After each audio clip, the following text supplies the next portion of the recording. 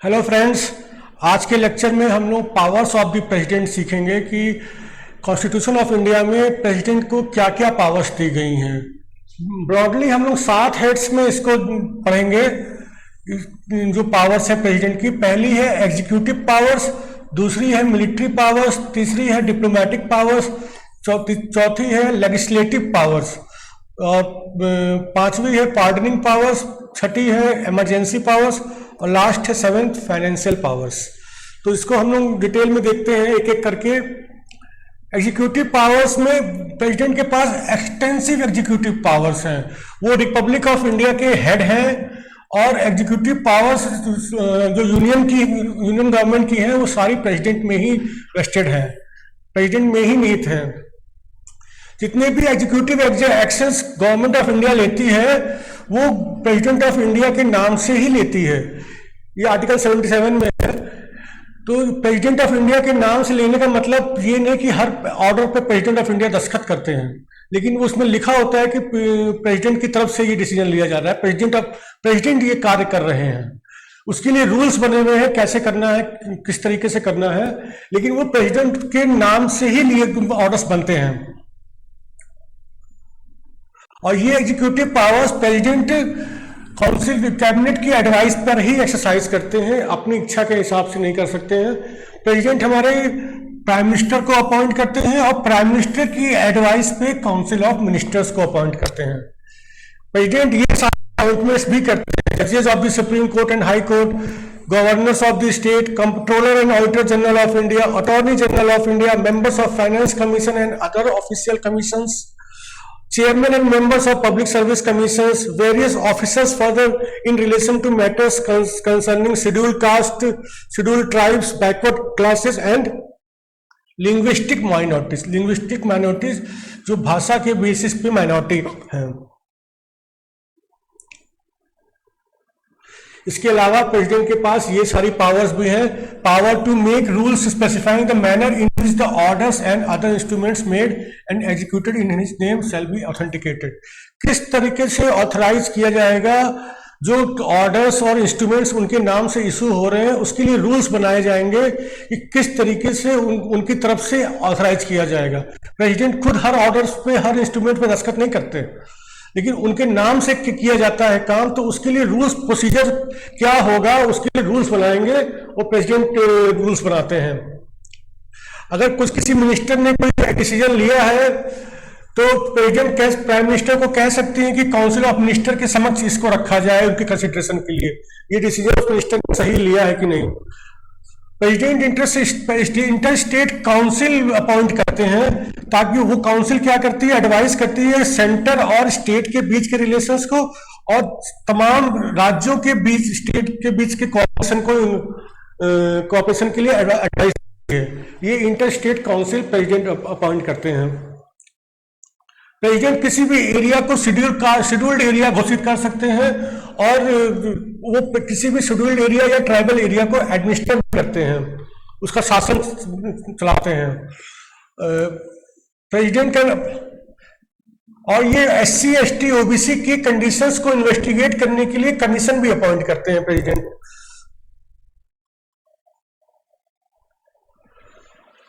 President has powers to seek any information from the Prime Minister in relation to administration of affairs of the Union and proposal for legislation। जो union का administration चल रहा है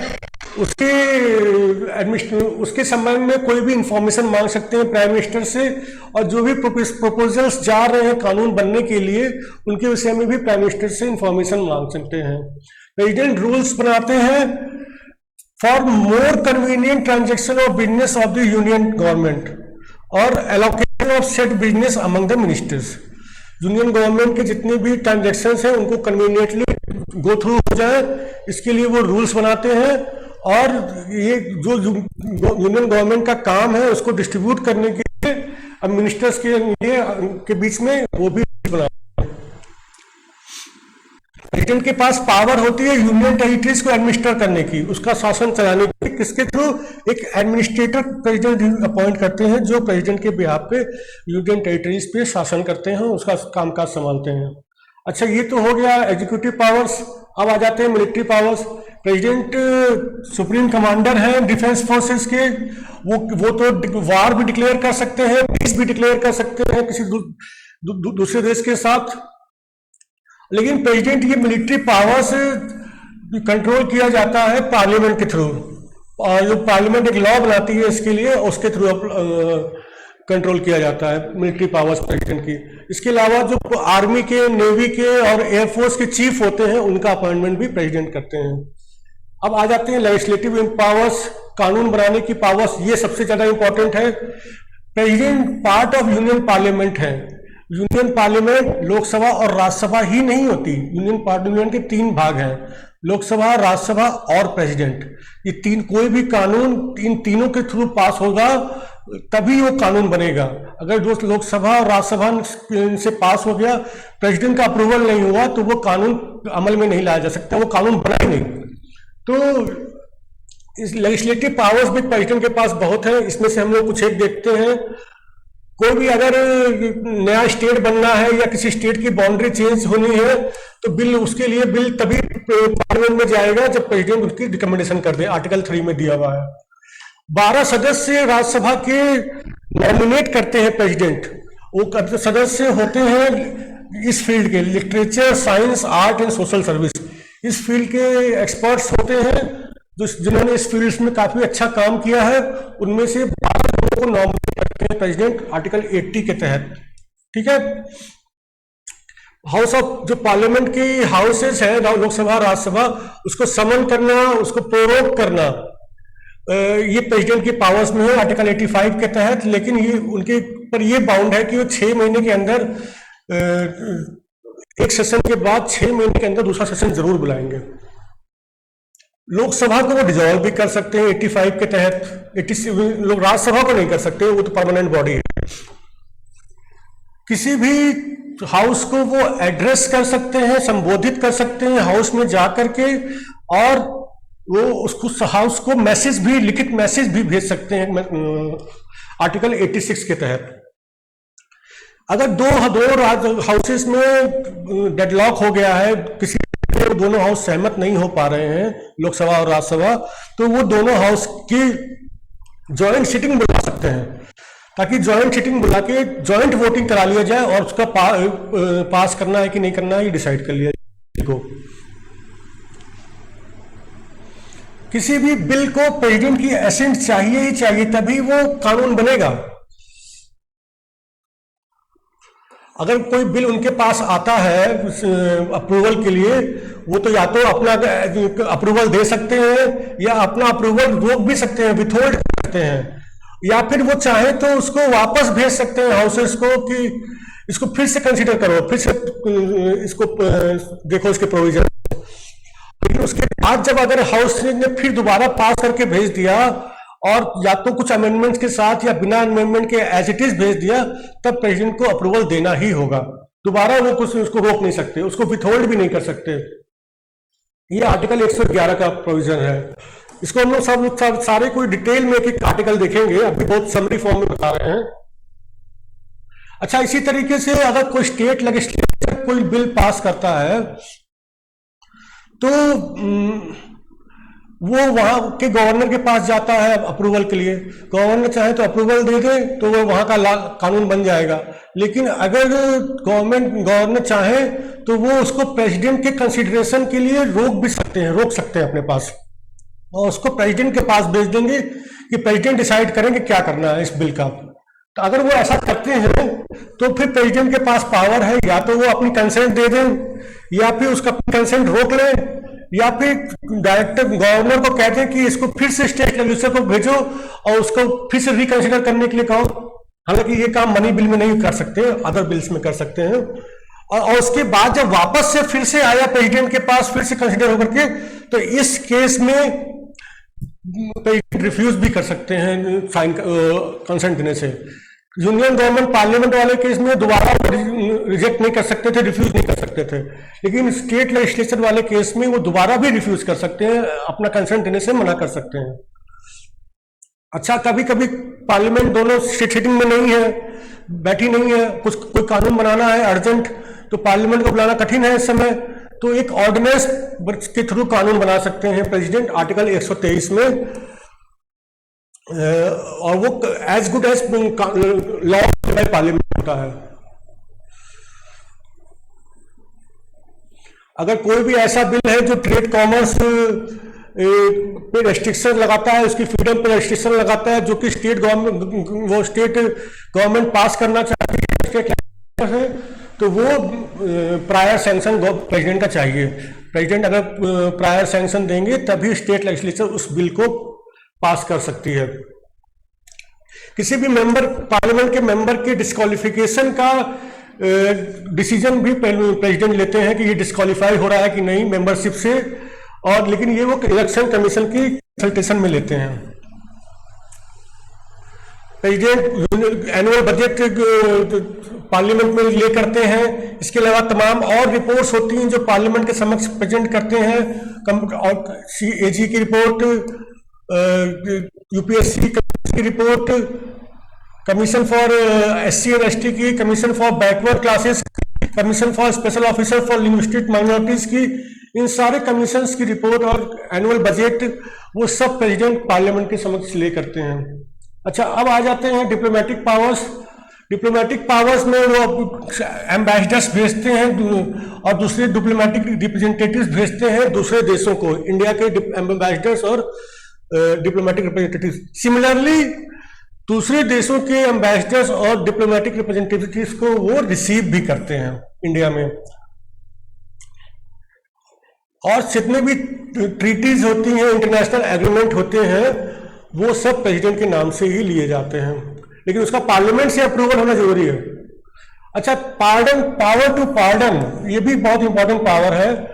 ये उसमें वो जैसे कुछ रिलीफ हो दे सकती है, इसको हम बहुत डिटेल में पढ़ेंगे जब आर्टिकल 72 पढ़ेंगे तो, लेकिन आप इतना समझ लीजिए कि हम लोग वो बहुत डिटेल में वो बहुत रिलीफ दे सकते हैं किसी भी कोर्ट के ऑर्डर के अगेंस्ट। कौन से ऑर्डर के अगेंस्ट? सारे ऑर्डर्स के अगेंस्ट नहीं, कोर्ट मार्शल का कोई ऑर्डर हो, ठीक है। कोर्ट मार्शल मतलब मिलिट्री कोर्ट, मिलिट्री कोर्ट ने किसी सैनिक या मिलिट्री ऑफिसर के खिलाफ कोई ऑर्डर पास किया है तो उसमें बहुत रिलीफ वो दे सकते हैं। इसके अलावा ऐसे लॉ, उन मैटर्स पे लॉ जो एग्जीक्यूटिव पावर ऑफ यूनियन को डिफाइन करते हैं, उसके अगेंस्ट कोई ऑफेंस हुआ है तो उसमें वो रिलीफ दे सकते हैं। और इसके अलावा थर्ड जो मोस्ट इंपॉर्टेंट है, अगर किसी को मृत्यु दंड मिला है, सेंटेंस ऑफ डेथ, तो उसमें वो रिलीफ दे सकते हैं उसको। अभी हम आगे पढ़ेंगे आर्टिकल 72 में, वो उसको उम्र कैद में बदल सकते हैं। ऑल्दो कोर्ट ने डेथ सेंटेंस दिया है तो भी प्रेसिडेंट चाहे तो उसको उम्र कैद में बदल सकते हैं अगर उनके पास मैटर जाता है तो। सिक्स्थ है फाइनेंशियल पावर्स, ठीक है। अभी हमने पढ़ा ही था कि यूनियन बजट किस को पार्लियामेंट के समक्ष प्रस्तुत करते हैं, और मनी बिल अगर कोई है तो प्रेसिडेंट के रिकमेंडेशन के बिना वो पार्लियामेंट में प्रेजेंट नहीं हो सकता। पहले प्रेसिडेंट रिकमेंड करेंगे कोई भी money bill. Money bill means जिसमें भी रुपए पैसे का मैटर गवर्नमेंट उस कानून में डील कर रही है, तो वो तभी वो प्रस्तुत करेंगे होगा जब प्रेसिडेंट रिकमेंडेशन अपनी देंगे। कोई ग्रांट की रिकमेंडेशन ग्रांट की डिमांड है तो उसके लिए भी प्रेसिडेंट की रिकमेंडेशन मैंडेटरी है। कोई अनफोर्सीन एक्सपेंडिचर है तो प्रेसिडेंट एडवांस देते हैं कंटिजेंसी फंड ऑफ इंडिया से। और हर 5 साल में एक फाइनेंस कमीशन को कंस्टिट्यूट करते हैं प्रेसिडेंट। ये फाइनेंस कमीशन सेंटर और स्टेट के बीच में पैसे के बंटवारे का रिकमेंडेशन देता है। हर 5 साल में रेवेन्यू जितना भी आ रहा है सेंटर और स्टेट के बीच में कैसे बटेगा ये रिकमेंड करता है। लास्ट है 7th इमरजेंसी पावर्स। ये इसके लिए अलग अलग आर्टिकल्स हैं, उसमें जब हम देखेंगे तो बहुत डिटेल में पढ़ेंगे इसको। लेकिन आप 3 तरह की इमरजेंसी पावर्स है। एक नेशनल इमरजेंसी, देश में आपातकाल घोषित कर दिया जाए, या फिर प्रेसिडेंट रूल इन स्टेट, किसी राज्य में प्रेसिडेंट का रूल स्थापित कर दिया जाए 356 और 365 के तहत, और नेशनल इमरजेंसी 352 के तहत, और फाइनेंशियल इमरजेंसी 360 के तहत, आर्टिकल 360। इसको हम लोग बहुत डिटेल में देखेंगे। अच्छा, अब veto power of the president देख लेते हैं। प्रेसिडेंट के पास वीटो पावर है। प्रेसिडेंट चूंकि पार्लियामेंट का भाग है, पार्लियामेंट 3 पार्ट में है, लोकसभा, राज्यसभा और प्रेसिडेंट, तो इनके पास बहुत वीटो पावर आ जाती हैं। तो आर्टिकल 111 में दिया हुआ है, कोई भी अगर बिल प्रेजेंट किया जाता है प्रेसिडेंट के समक्ष तो उनके पास 3 ऑप्शंस हैं, या तो वो अपनी कंसेंट दे दें, अप्रूवल दे दें, ठीक है, या फिर अपनी कॉन्स्टिट्यूशन वो देने से मना कर दें, अपना अप्रूवल देने से मना कर दें, उसको अपनी अप्रूवल को रोक लें और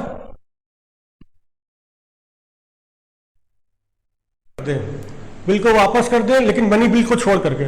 मनी बिल को वापस नहीं कर सकते वो, और दूसरे बिल्स को पार्लियामेंट के रिकंसिडरेशन के लिए वापस कर सकते हैं, और उसके बाद पार्लियामेंट रिकंसिडर करेगी, उसमें चाहे तो कुछ चेंजेस कर दे, न चाहे तो कुछ भी न करे, और फिर वापस प्रेसिडेंट के पास भेजेगी। इस बार प्रेसिडेंट को अपनी कंसेंट देनी ही होगी, उनके पास और कोई ऑप्शन नहीं होगा। अच्छा, जो प्रेसिडेंट के पास वीटो पावर्स हैं वो किस तरह की वीटो पावर्स हैं? एक तो एब्सोल्यूट वीटो पावर है, एक सस्पेंसिव वीटो पावर है, एक पॉकेट वीटो पावर है। एब्सोल्यूट वीटो पावर का मीन्स कि वो अपनी कंसेंट को विथहोल्ड कर लें, रोक लें, तो वो कानून नहीं बन पाएगा। इवन दो लोकसभा राज्यसभा द्वारा पास कर दिया गया है, तब भी अगर उन्होंने अपनी कंसेंट को विथहोल्ड कर लिया तो वो कानून नहीं बन पाएगा। ऐसा जनरली वो कब यूज करते हैं?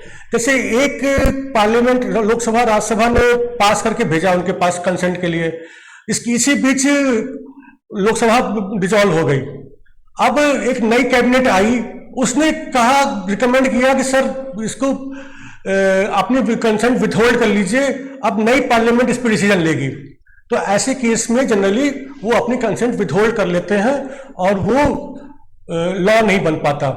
फिर नई पार्लियामेंट उसको कंसीडर करती है, जो भी चाहती है उसको करती है, उसके बाद अप्रूवल के लिए भेजती है।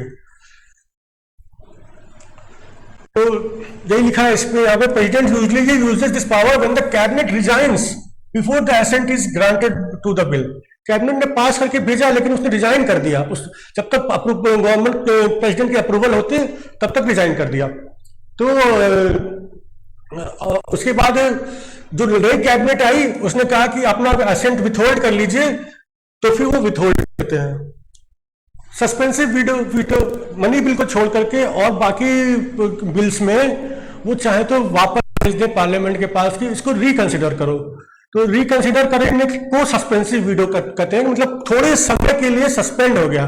जो अभी तुरंत कानून बन सकता था वो थोड़े समय के लिए वापस के समय पास गया, फिर उसमें थोड़ा टाइम लगेगा, उसके बाद फिर ये होके आएगा तब कानून बनेगा। तो वो थोड़े समय के लिए टल गया, सस्पेंड हो गया, तो सस्पेंसिव वीटो ये उस तरीके का है।